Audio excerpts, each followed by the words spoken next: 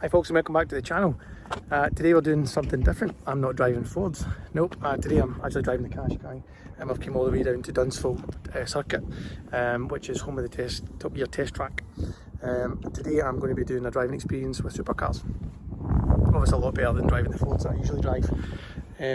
But as you can see, there's that would be the Gambon corner right there, the famous one. And obviously finishing straight for this one. So unfortunately I don't actually get to drive the track, even though they said it's the Top Gear test track. It's actually down next to the old airplanes and it seems like it's like a big figure eight. But yeah, I'm looking forward to driving a Ferrari, like a 458 Spider. I've got a Porsche 911 Turbo, I've got a Lamborghini Huracan, a Lamborghini Gallardo. I think the last one's a Dodge Challenger, sorry, beg your pardon, SRT8, called the General apparently. I did decide for the 7.5 hour drive to bring the Qashqai, and I have Susie. Goes away, Susie. There we go. So she's going to be the camera woman for the day, because I don't think you're allowed to actually film when you're in the cars itself. So I think there's a chance you can actually buy the videos from them directly, so I might upload them and see how we go. It depends how much they are. I'm a tight-handed Scotsman. But yeah, I'm looking forward to today. Should be something fun. It's not often you get to leather around in a supercar. To be honest with you, I don't know if I'm a big supercar fan, but the only one I'm really wanting to try out is the Lamborghini Huracan. I think there's something classy about them. I think there's something cool, and that and the Ferrari. It's probably the only two I would actually choose to buy if I came to selling my cars. It'd be the two top choices. But yeah, we'll see how it goes. You can see it. I mean, it's a cracking day we've got, but a good bit of sunshine with a 7.5 hour drive down here, and it's quite cool to actually see I've been with Top Gear to the filming. It is an actual, like a disused airport. I don't know if it actually still gets used or not, but you can see right the way down there is down where the Ferraris and the Lamborghinis and stuff are. It's really busy down there today. You can see there's loads of traffic, there's loads of cars parked around the side and in the back. These are all people here that are going to be on track as well at the same time. I've just seen cars going round about, so leave it with me. So she's going to do the filming and me jumping in and about the cars, and then I'll give you my review on the supercars as soon as I'm done and dusted for the day. So be with me, we'll be back in a tick. So it's been a couple of days now since I was at the Top Gear test track doing the supercar driving. I was going to do some filming after it, but I left kind of a wee bit, well, my bubble was burst a wee bit, let's put it that way. I did have fun. I had a great time driving the supercars, but I'll explain why I wasn't that chuffed when I left, to be honest. So after you saw my first video, I left to go and sign on. When you go and sign on, they basically, go through the cars that you picked to drive. Unfortunately, the SRT8 wasn't there. I say unfortunately, I wasn't that bothered with it anyway. But the McLaren there, and it wasn't on the list for me to pick from initially. So it was an upgrade. But I figured if you're doing this in the supercars, you're better to actually upgrade and just get the cars you want to drive. So instead of doing the SRT8, I went and drove the McLaren. And the order I went out on the Ferrari 458 Spider first. Now, I hadn't been at the track, I didn't know what way it went. I paid for the familiarisation laps on it, but I thought that was out in the car. But they take you out in a bus. I mean, so you pay this like 30 quid to go out and, run a bus to see the track, which I thought was absurd. I mean, it didn't state that, and that you'd go in a bus to first, but I was that pissed off I didn't actually go on it. But hindsight, I probably should have. So the first drive I went out and was the Ferrari 458. Now, because I hadn't gotten to the track, I didn't know where we were going, so I was relying on obviously your co-pilot, your instructor, to turn around and tell you exactly where you're going. So it was pretty obvious. There wasn't any cars in front of us in the first run, but I just didn't know where we were going. The cones weren't very well set out. You saw yellow, one blue, where you had to go to the left of it, where you had to go to the right of it. So the first two laps were really kind of sketchy, if I'm honest. Once you went around once and you get a second time, you kind of got the gist of the track. It was pretty easy, but in initial when you're in it, you're like, where does it go? So I didn't really get a feel for the 458. I love being inside it. I mean, what a car to be in. No clunks, bangs, rattles, farts, nothing. I mean, it was beautiful. It really was, and the sun was splitting the sky, so the kind of day you want to have a 458 Spider. So after that I went to go in the queue for the 911 Turbo, and the more I saw it coming in, the more I thought, you know what, I'm really not that bothered about the car. Okay, I know they're great cars, GT3, GT3 RS, 911 Turbo are meant to be great cars. I get it, and I know a lot of folk have got them, but I don't really class them as a supercar. I mean, they're a great car, but they're not really a supercar. Same as the Audi R8, great car, I wouldn't class it as a supercar. The R35 Skyline, I shouldn't call it a Skyline, got in trouble for that last time. The R35 Nissan GTR isn't a supercar. You know, it's a nice car, great car, but it's not a supercar.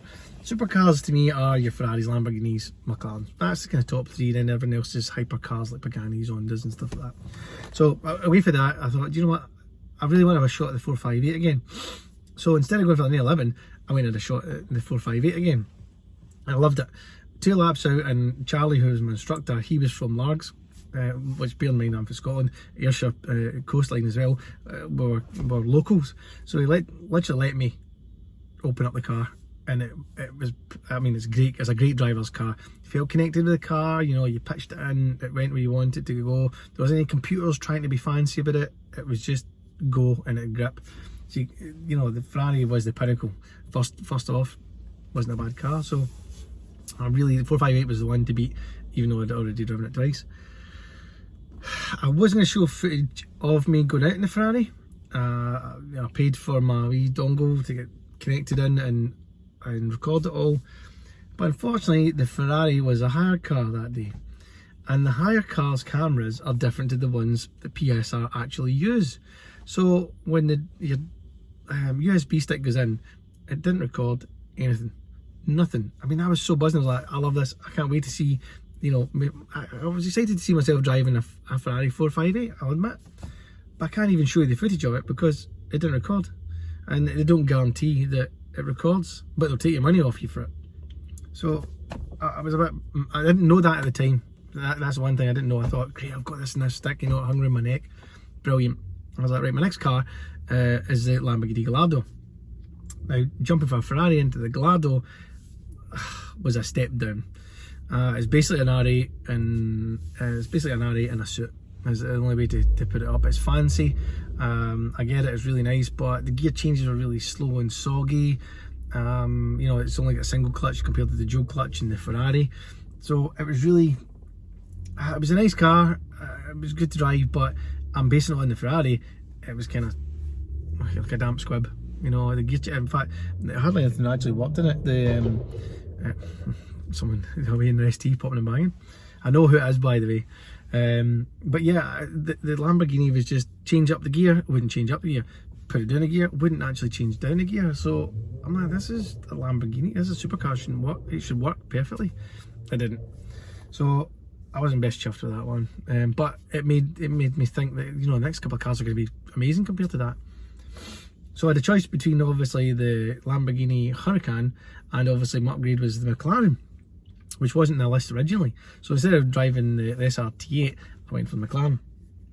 So here's me jumping into this McLaren, doors open. I mean, it's just a wonderful car to be in. I mean, it's not spectacular. A door opens like a scissor, and you're, you know, try to squeeze yourself a 6'2" into this wee tiny cockpit. The instructor was brand new. I'm sure he was for Glasgow-ish area as well. Anyway, just straight away another Scotsman. But I forgot to tell you, but I'm rambling on. The Lamborghini Gallardo, right? So I'll show you the footage. I'll put it in now, and I'll talk over this. But this footage is only at like half lap. I'd already been out for a lap, and then I went out for the second lap. You only get 2 laps out in a supercar, and he only recorded the last lap in it. I'm like, what's going on? You don't even get a full blinking video in it. Again, I didn't know this hadn't been recorded like that. I mean, at the end I've edited it out, but at the end of my run, there's somebody else driving a car in Guatemala. I don't even know. So I was like, but again, I'm sitting with this dongle thinking, yeah, great, this is wicked. I'm going to get this in video as well. So you've literally got like half a lap of me driving the Gallardo. So I steps into the McLaren. What a car. I mean, what a car that is. The speed in a McLaren is absolutely sublime. You pin that throttle and you're shoved in the seat. It feels so aggressive. The the thing that let it down straight away was, as soon as you hit the brake, everything shakes and rattles and bangs and clatters and farts and squeaks, and you're like, this is a supercar. Now, I had been warned that the McLarens obviously weren't as well built as the Ferraris and the Lambos, which we know, but I'm thinking, you know, it was special to drive, and it really was. The McLaren was I mean, it was a thug, an absolute thug of a car, just balls out nonsense. I loved the drive of it. Wasn't as refined as the Ferrari. If I was to choose the two for driving around about the towns, then the Ferrari would win all day. If I was to take one around the track, the McLaren. I mean, the McLaren was pinpoint, turn, go. Loved it. So obviously the pinnacle, especially being new, after getting that McLaren, I got all the video footage of that, so you'll see it.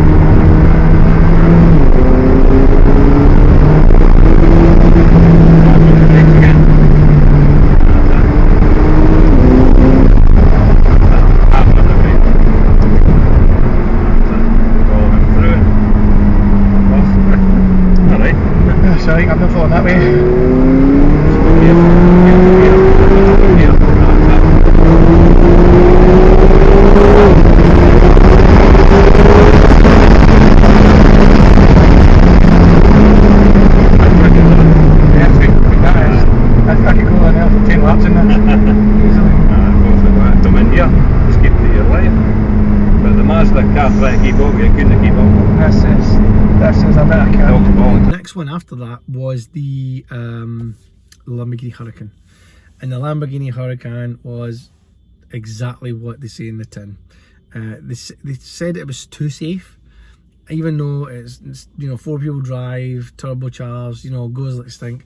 It was a V10 in it, I'm sure it is. I don't know if it's turbocharged actually, maybe I picked it up wrong. I'm sure they said it was, but it's a V10 anyway, I know that much.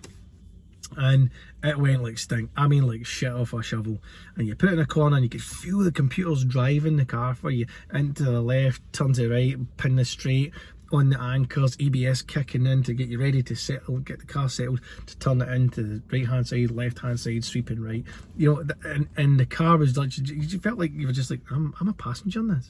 I'm a real passenger in this car. But the speed, and it was big, but it was so comfortable. You didn't even, you know, you were doing about 120 miles an hour doing that back straight in the space of, you know, 2 seconds from your 70 to your to pinning it. So it was nice, and I can understand the speed. I mean, I'd love to see it in a straight line. You know, I think I've seen a video doing 330 kilometers an hour, so they're pretty fast. But I've obviously got a video of that, so I should be uploading this as we kind of speak, so you can see in the background. But I loved it. It was good.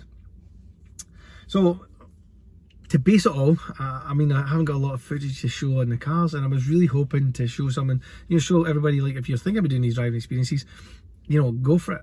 I did enjoy it. If you're really wanting it for the videos, don't get yourself all G'd up thinking you're going to get it. They don't guarantee it.